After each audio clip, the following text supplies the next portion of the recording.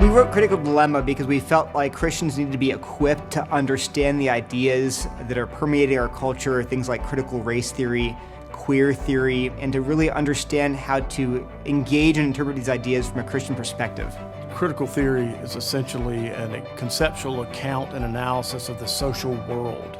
And it understands power from the standpoint of power being located in our structural systems and institutions, and how that power reifies and continues to perpetuate the status quo. Critical theory is not only describing what is, but it is proscribing something for society.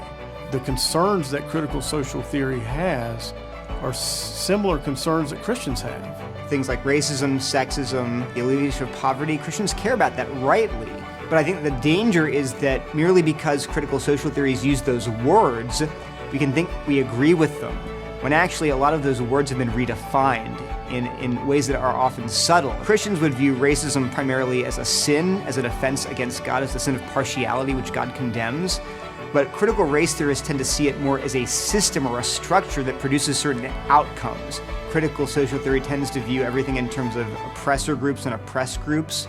And where you stand relative to oppression is determined solely by your inborn characteristics. You're not an oppressor because you actually treat people cruelly. You're an oppressor because you belong to a certain social group. If you happen to be part of that oppressor group, well, then your life is just an ongoing effort to try to make sure that you're doing enough to do your part to push back against the injustices in the world. And while Christians are concerned about pushing back against injustices in the world, we've got a whole different paradigm. We have a liberator, we have a savior, and so there's a sense in which we can rest in that and trust in that. I'd like to see the average Christian grow in discernment. I want them to be able to pick out what is good and true and right in secular authors. And on the other hand, I want them to be able to look at some of these secular authors and say, hey, I can't adopt this. This framework is fundamentally flawed. I have to reject it as a Christian. People tend to gravitate towards extremes. It's either all good or all bad.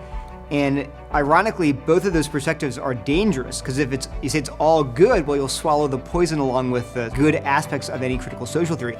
If you say it's all bad, though, then not only you're missing out on an element of God's truth, but then you've lost credibility. If you dismiss all of it wholesale, they'll look at you and say, you don't really understand these ideas, do you? We think that critical social theories as a whole taken together are really dangerous and anti-biblical.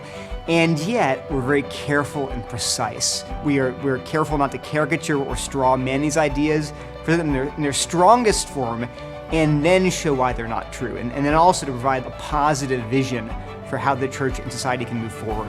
Christianity offers a better solution to racism, classism, sexism, and injustice than the ones offered by critical social theory. We want this book to be a broader resource for our culture. And our hope is that in all of these areas, we're showing not just how critical social theory gets things wrong, but how Christianity gets them right.